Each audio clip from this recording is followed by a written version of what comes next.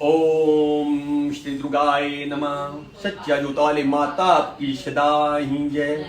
पांचवा अध्याय देवताओं द्वारा देवी को स्तुति। चंड मुंड के मुख से अंबिका के रूप की प्रशंसा सुनकर शुंभ का उनके पास दूत भेजना और दूत का निराश लौटना विनियोग। ओम इस उत्तर चरित्र के रुद्र ऋषि हैं, महासरस्वती देवता हैं, अनुच्छंद हैं, भीमा शक्ति हैं, भ्रामरी बीज हैं, सुर तत्व हैं और शामिद स्वरूप हैं। महाश्रुति की प्रसन्नता के लिए उत्तर चरित्र के पाठ में इसका विनियोग किया जाता है। ध्यान।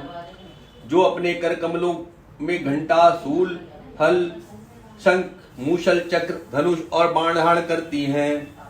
शरद ऋतु में शोभा संपन्न चंद्रमा के समान जिनकी मनोहर कांति है, जो तीनों लोकों की आधारभूता और शुंभ आदि दैत्यों का नाश करने वाली है, तथा गौरी के शरीर से जिनका प्रकट हुआ, उन महासरस्वती देवी का मैं निरंतर भजन करता हूँ। ऋषि कहते हैं, पूर्व काल में शुंभ और निशुंभ नामक असुरों ने अपने बल के घमंड में आकर सचिपति इंद्र के हाथ से तीनों लोकों का राज्य और यज्ञभाग छीन लिए। वे ही दोनों सूर्य, चंद्रमा, कुबेर, यम और वरुण के अधिकार भी उपयोग करने लगे। वायु और अग्नि का कार्य भी वही करने लगे। उन दोनों ने सब देवताओं को अपमानित, राजभ्रष्ट, पराजित तथा अधिकारहीन करके स्वर्ग से निकाल दिया। उन दोनों महान असुरों से तिरस्कृत देवताओं ने अपराजिता देवी का स्मरण किया और सोचा, जगदम्बा ने हम लोगों को वर दिया था कि आपत्ति काल में स्मरण करने पर मैं तुम्हारी सब आपत्तियों का तत्काल नाश कर दूंगी। यह विचार कर देवता गिरिराज हिमालय पर गए और वहां भक्ति पूर्वक विष्णु माया की स्तुति करने लगे। देवता बोले, देवी को नमस्कार है, महादेवी शिवा सर्वदा नमस्कार है, प्रकृति एवं भद्रा को प्रणाम है। हम लोग नियम पूर्वक जगदम्बा को नमस्कार करते हैं, रुद्रा को नमस्कार करते हैं, नित्या, गौरी एवं धात्री को बारंबार नमस्कार है, जो कृष्णामयी, चंद्र रूपिणी एवं सुख स्वरूपा देवी को सतत प्रणाम है। शरणागतों का कल्याण करने वाली वृद्धि एवं सिद्धि रूपा देवी को हम बारंबार नमस्कार करते हैं। नदी राक्षसों की लक्ष्मी, राजाओं की लक्ष्मी तथा स्वर्णिक शिवपत्नी स्वरूपा आप जगदम्बा को बार बार नमस्कार है। दुर्गा, दुर्परा, दुर्गम संकट से पार उतारने वाली, सारा सबकी सारभूता, स्वर्णकारणी, ख्याति कृष्णा और दुम्रा देवी को नमस्कार है। अत्यंत सौम्य तथा अत्यंत रौद्र रूपा देवी को हम नमस्कार करते हैं, उन्होंने हमारा बारंबार प्रणाम है। जगत की आधारभूता कृति देवी को बारंबार नमस्कार है। जो देवी सब प्राणियों में विष्णु माया के नाम से कही जाती हैं, उनको नमस्कार, उनको नमस्कार, उनको बारंबार नमस्कार है। जो देवी सब प्राणियों में चेतना कहलाती हैं, उनको नमस्कार, उनको नमस्कार, उनको बारंबार नमस्कार है। जो देवी सब प्राणी बुद्धि रूप में स्थित है, उनको नमस्कार, उनको नमस्कार, उनको बारंबार नमस्कार है। जो देवी सब प्राणियों में निद्रा रूप में स्थित है, उनको नमस्कार, उनको नमस्कार, उनको बारंबार नमस्कार है। जो देवी सब प्राणियों में क्षुधा रूप में स्थित है, उनको नमस्कार, उनको नमस्कार, उनको बारंबार नमस्कार है। जो देवी सब प्राणियों में छाया रूप में स्थित है, उनको नमस्कार, उनको नमस्कार, उनको बारंबार नमस्कार है। जो देवी सब प्राणियों में शक्ति रूप में स्थित है, उनको नमस्कार, उनको नमस्कार, उनको बारंबार नमस्कार है।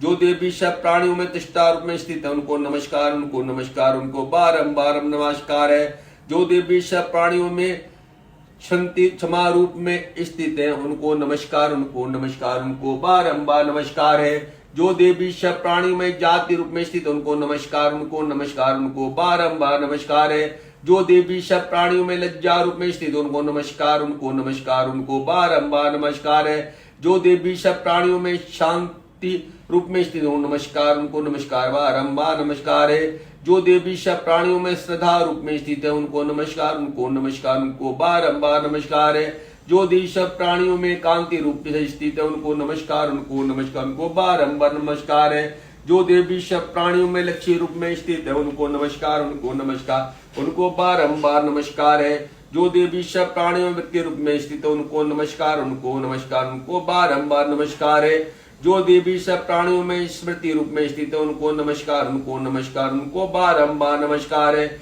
जो देवी सब प्राणियों में दया रूप में स्थित उनको नमस्कार, उनको नमस्कार, उनको बारंबार नमस्कार है। जो देवी सब प्राणियों तुष्टि रूप में स्थित उनको नमस्कार, उनको नमस्कार, बारंबार नमस्कार है। जो देवी सब प्राणियों में माता रूप में स्थित उनको नमस्कार, उनको नमस्कार, उनको बारंबार नमस्कार है। जो देवी सब प्राणियों में भ्रांति रूप में स्थित उनको नमस्कार, उनको नमस्कार, उनको बारंबार नमस्कार है। जो जीवों के इंद्रिय वर्ग की अधिष्ठाती देवी एवं सब प्राणियों में सदा व्याप्त रहने वाली है, उन व्याप्ति देवी को बारंबार नमस्कार है। जो देवी चैतन्य रूप से इस संपूर्ण जगत को व्याप्त करके स्थित है, उनको नमस्कार, उनको नमस्कार, उनको बारंबार नमस्कार है। पूर्व काल में अभिष्टि की प्राप्ति होने से देवताओं ने जिनकी स्तुति की थी तथा देवराज इंद्र ने बहुत दिनों तक जिनका सेवन किया था, वह कल्याण की साधन भूता ईश्वरी हमारा कल्याण और मंगल करे तथा सारी आपत्तियों का नाश कर डाले। उदंड दैत्य से सताए हुए हम सभी देवता जिन परमेश्वरी को इस समय नमस्कार करते हैं तथा जो भक्ति से विनम्र पुरुषों द्वारा स्मरण की जाने पर तत्काल ही संपूर्ण विपत्तियों का नाश कर देती हैं, वे जगदम्बा हमारा संकट दूर करें। ऋषि कहते हैं, राजन इस प्रकार जब देवता स्तुति कर रहे थे उस समय पार्वती देवी गंगा जी के जल में स्नान करने के लिए वहां आई। उन सुंदर भाव वाली भगवती ने देवताओं से पूछा, आप लोग यहाँ किसकी स्तुति करते हैं? तब उन्हीं के शरीर कोश से प्रकट हुई देशवा देवी बोली, शुम्भ दैत्य से त्रिषित और युद्ध में निशुम्भ से पराजित हो यहाँ एकत्रित हुए यह समस्त देवता यह मेरी ही स्तुति कर रहे हैं। पार्वती जी के शरीर कोश से अंबिका का प्रादुर्भाव हुआ था, इसलिए वह समस्त लोगों के कोशकी कही जाती हैं।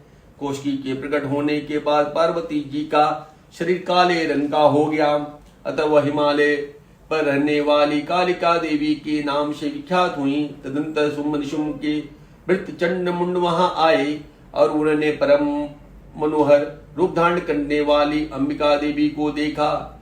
फिर वे शुम्भ के पास जाकर बोले, महाराज, एक अत्यंत मनोहर स्त्री है जो अपनी दिव्य कांति से हिमालय को प्रकाशित कर रही है। वैसा उत्तम रूप कहीं किसी ने भी नहीं देखा होगा।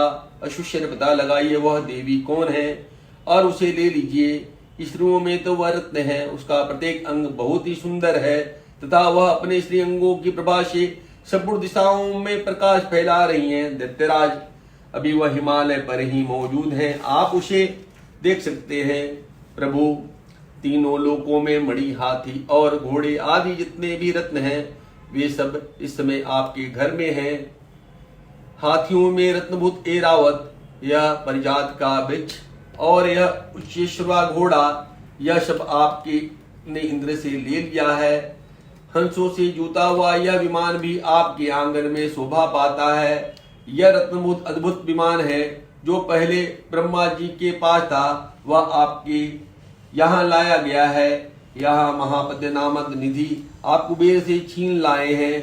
समुद्र ने आपकी किंजलकरी नाम की माला भेंट की है जो केशरों से सुशोभित है और जिसके कमल कभी कुबलाते नहीं है। स्वर्ण की वर्षा करने वाला वरुण का छत्र भी आपके घर में शोभा पाता है तथा यह श्रेष्ठ रथ जो पहले प्रजापति के अधिकार में था अब आपके पास मौजूद है। दैत्येश्वर मृत्यु की उदंडिका नाम वाली शक्ति भी आपने छीन ली है तथा वरुण का पाश और समुद्र में होने वाले सत्कार के रत्न आपके भाई निशुम्भ के अधिकार में है। अग्नि ने भी स्वतः शुद्ध किए हुए 2 वस्त्र आपकी सेवा में अर्पित किया है। दैत्यराज, इस प्रकार सभी रत्न आपके ने एकत्रित कर लिए हैं। फिर जो यह स्त्री में रत्न रूप कल्याणमयी देवी है, इसे आप क्यों नहीं अपने अधिकार में कर लेते? ऋषि कहते हैं, चंडमुंड का यह वचन सुनकर शुम्भ महादेव सुग्रीव को दूत बनाकर देवी के पास भेजा और कहा, तुम मेरी आज्ञा से उनके सामने ये बातें कहना और ऐसा उपाय करना जिससे प्रसन्न होकर वह शीघ्र ही यहाँ आ जाएं। वह दूत पर्वत के अत्यंत रमणीय प्रदेश में जहां देवी मौजूद थी गया और मधुरवाणी में कोमल वचन बोला। दूत बोला, देवी दैत्यराज शुम्भ इस समय तीनों लोकों के परमेश्वर हैं। मैं उन्हीं का भेजा हुआ दूत हूँ और यहाँ तुम्हारे पास आया हूँ। उनकी आज्ञा सब देवता एक स्वर में मानते हैं, कोई उसका उल्लंघन नहीं करता। वे संपूर्ण देवता को परास्त कर चुके हैं। उन्होंने तुम्हारे लिए जो संदेश दिया उसे सुनो। संपूर्ण त्रिलोकी की मेरे अधिकार में है। देवता भी मेरी आज्ञा के अधीन चलते हैं। संपूर्ण यज्ञों के भागों को मैंने पृथक पृथक भोगता हूँ। तीनों लोकों में जितने श्रेष्ठ रत्न हैं वे सब मेरे अधिकार में हैं। देवराज इंद्र का वाहन ऐरावत भी हाथियों के रत्न के समान है। मैंने छीन लिया है। क्षीर सागर का मंथन करने से जो अश्वरत्न उचिश्रवा प्रकट हुआ था उसे देवताओं ने मेरे पैरों पर पकड़कर समर्पित कर दिया है। सुंदरी, उनके सिवा और जितने रत्नभूत पदार्थ देवता गंधर्वों और नागों के पास थे वे सब मेरे ही पास आ गए हैं। देवी, हम लोग तुम्हें संसार में स्त्रियों में रत्न मानते हैं, अतः तुम हमारे पास आ जाओ, क्योंकि रत्नों का उपभोग करने वाले हम ही हैं। चंचल कटाक्षों वाली सुंदरी, तुम मेरी या मेरे भाई महाक्रमी निशुंभ की सेवा में आ जाओ, क्योंकि तुम रत्न स्वरूपा हो। मेरा वर्ण करने से तुम्हें तुलना रहित महान ईश्वर की प्राप्ति होगी। अपनी बुद्धि से विचार कर तुम मेरी पत्नी बन जाओ। ऋषि कहते हैं, दूत के यो कहने पर कल्याणमयी भगवती दुर्गा देवी, जो इस जगत को धारण करती है, मन ही मन गंभीर भाव से मुस्कुराई और इस प्रकार बोली। देवी ने कहा, दूत, तुमने सत्य कहा है, इसमें तनिक भी मिथ्या नहीं है। तुम तीनों लोकों का स्वामी है और अनुशुंभ भी उसी के समान पराक्रमी है, किंतु इस विषय मैंने जो प्रतिज्ञा कर ली है उसे मिथ्या कैसे करूं। मैंने अपनी अल्पबुद्धि के कारण पहले से जो प्रतिज्ञा कर रखी है उसे सुनो। जो मुझे संसार में जीत लेगा, जो मेरे अभिमान को चूर्ण कर देगा तथा संसार में जो मेरे समान बलवान होगा वही मेरा स्वामी होगा। इसलिए शुंभ तथा महादत्त निशुंभ स्वयं ही यहाँ पधारे और मुझे जीतकर शीघ्र ही मेरा पाणी ग्रहण कर लें। इसमें विलंब की क्या आवश्यकता है। दूत बोला, देवी, तुम घमंड में भरी हुई हो, मेरे सामने ऐसी बात न करो। तीनों लोकों में कौन सा ऐसा पुरुष है जो शुंभ निशुंभ के सामने खड़ा हो सके। देवी, अन्य दैत्यों के सामने भी सारे देवता युद्ध में ठहर नहीं सकते, फिर तुम अकेली स्त्री होकर कैसे ठहर सकती हो। जिन शुंभ आदि दैत्यों के सामने इंद्र आदि सब देवता भी युद्ध करने में खड़े नहीं हुए, उनके सामने तुम स्त्री होकर कैसे जाओगी। इसलिए तुम मेरे ही कहने से शुंभ निशुंभ के पास चली चलो। ऐसा करने से तुम्हें गौरव की रक्षा होगी, अन्यथा जब वे केस पकड़कर घसीटेंगे तब तुम्हें अपने पिता खोकर जाना पड़ेगा। देवी बोली, तुम्हारा कहना ठीक है। शुंभ बलवान है और निशुंभ भी बड़े पराक्रमी हैं, किंतु क्या करूं, मैंने पहले बिना सोचे समझे प्रतिज्ञा कर ली है, अतः अब तुम जाओ।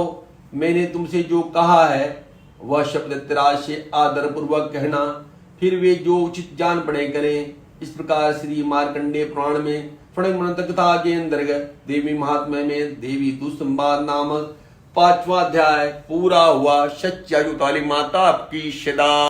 ओम श्री दुर्गाए नमः। सच्चायु काली माता आपकी सदा ही जय। 6वां अध्याय धूमलोचन ध्यान। मैं सर्वेश्वर भैरव के अंग में निवास करने वाले प्रमुख पद्यावती देवी का चिंतन करता हूँ। वे नागराज के आसन पर बैठी हैं। नागों के फणों से सुशोभित होने वाली मणियों की विशाल माला से उनकी धीलता भाषित हो रही है। सूर्य के समान उनका तेज है। 3 नेत्र उनकी शोभा बढ़ा रहे हैं। वे हाथों में माला, कुंभ, कपाल और कमल लिए हुए हैं तथा उनके मस्तक में अर्धचंद्र मुकुट शोभित है। ऋषि कहते हैं, देवी का यह कथन सुनकर दूत को बड़ा अमर्ष हुआ और उसने दैत्यराज के पास जाकर सब समाचार विस्तार पूर्वक सुनाया। दूत के उस वचन को सुनकर दैत्यराज कुपित हो उठा और दैत्य सेनापति धूमलोचन से बोला, धूमलोचन, तुम शीघ्र ही अपनी सेना के साथ लेकर जाओ और दुष्ट के केस पकड़कर घसीटते हुए उसे बलपूर्वक यहाँ ले आओ। उसकी रक्षा करने के लिए यदि कोई दूसरा खड़ा हो तो देवता यक्ष अथवा गंधर्व ही क्यों न हो, उसे अवश्य मार डालना। ऋषि कहते हैं, शुम्भ के इस प्रकार आज्ञा देने पर वह धूम्रलोचन दैत्य 60,000 असुरों की सेना को साथ लेकर वहां से तुरंत चल दिया। वहां पहुंचकर उसने हिमालय पर रहने वाली देवी को देखा और ललकार के कहा, हरि तू शुम्भ निशुम्भ के पास चल।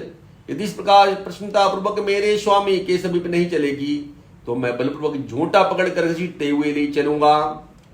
देवी बोली, तुम्हें दैत्य के राजा ने भेजा है, तुम स्वयं भी बलवान हो और तुम्हारे साथ विशाल सेना भी है। ऐसी दिशा में यदि मुझे बलपूर्वक ले चलोगे तो मैं तुम्हारा क्या कर सकती हूँ। ऋषि कहते हैं, देवी को यूं कहने पर असुर धूम्रलोचन उनकी ओर दौड़ा। तभी अंबिका ने हुंग शब्द के उच्चारण मात्र से ही उसे भस्म कर दिया। फिर तो क्रोध में भरी हुई दैत्यों की विशाल सेना अंबिका ने एक दूसरे पर तीखे सहायकों शक्तियों तथा फरसों की वर्षा कर आरंभ की। इतने में ही देवी का वाहन सिंह क्रोध में भरकर भयंकर गिरना करके गर्दनों के बालों को हिलाता हुआ असुरों की सेना में कूद पड़ा। उसने कुछ दैत्यों को पंजों को मार से, कितनों को अपने जबड़ों से और कितने ही महादैत्यों को पटक कर ओठ की दाढ़ों से घायल करके मार डाला। उस सिंह ने अपने नखों से कितनों के पेट फाड़ डाले और थप्पड़ मार के कितनों के सिर धड़ से अलग कर दिए। कितनों की भुजाएं और मस्तक काट डाले तथा अपनी गर्दन के बाल हिलाते हुए उसने दूसरे दैत्यों के पेड़ फाड़ कर उनका रक्त चूस लिया। अत्यंत क्रोध में भरे हुए देवी के वाहन उस महाबली सिंह ने क्षण भर में ही असुरों की सारी सेना का संहार कर डाला। शुम्भ ने तो जब सुना कि देवी ने धूम्रलोचन असुर को मार डाला है तथा उसके सिंह ने सारी सेना का सफाया कर डाला है, तब उस दैत्यराज को बड़ा क्रोध हुआ। उसके ओठ कांपने लगे। उसने चंड और मुंड नामक 2 महादैत्यों को आज्ञा दी, हे चंड हे मुंड, तुम दोनों बहुत बड़ी सेना लेकर वहां जाओ। उस देवी के झूठे पकड़कर अथवाओं से बांधकर शीघ्र यहाँ ले आओ। यदि इस प्रकार उसको लाने में संदेह हो तो युद्ध में सब प्रकार के अस्त्रों तथा समस्त असुरी सेना का प्रयोग करके उसकी हत्या कर डालना। उस दुष्टा की हत्या होने तथा सिंह के मारे जाने पर उस अंबिका को बांधकर साथ ले शीघ्र यहाँ लौटाना। इस प्रकार श्री मार्कंडेय पुराण में स्वर्णिम मंत्र कथा के अंतर्गत देवी महात्म्य में धूम्रलोचन नामक 6वां अध्याय समाप्त हुआ। सच्चा जोता वाली माता की सदा।